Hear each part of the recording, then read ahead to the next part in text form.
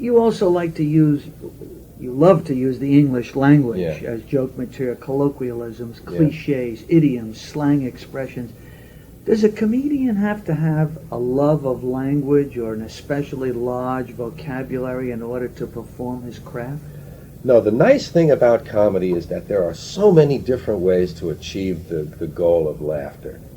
Laughter is a very unusual reflex, as you've probably looked into this on your own, and you know that laughter is one of the few reflexes that can be evoked both physically and mentally.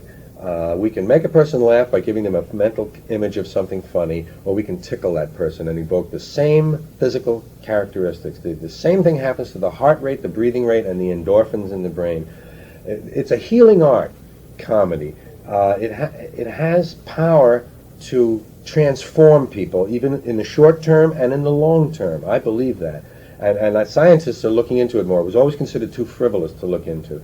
But because it has this mystic nature about it, so to speak, it's interesting that there are so many ways to achieve it. There are the people, like the guys who came out of those nightclubs in the 40s, the tumblers from the mountains, guys that could just stand up there and there was very little intellectual content in any of that. It was a limited kind of a vocabulary, but it was Mother-in-law funny. jokes or whatever. But funny as hell because the perspective was there, and the surprise. Comedy always leads you down one direction and then grabs you and pulls you in the other direction. So how you achieve that? Oh, a million different ways.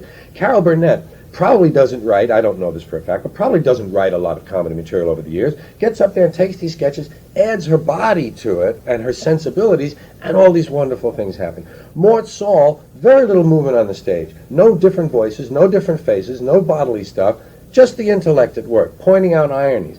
Now I combine a lot of things. I'm very fortunate, and I consider myself lucky that I can use my body in my work, I can use my voice, I get to write these ideas, I can look for delicate things that are a little like lace, and then I can look for something like a couple of ash cans to throw at a wall, because that gets my effect too.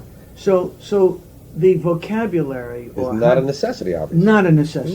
No. It helps, or it has been a mainstay for George Carlin. It helps when you're doing delicate things. When you're doing something that has a fragile framework to it, it helps to be able to get very nice and precise with your language, because then again, you're leading them somewhere, and then boom, you pull the rug out.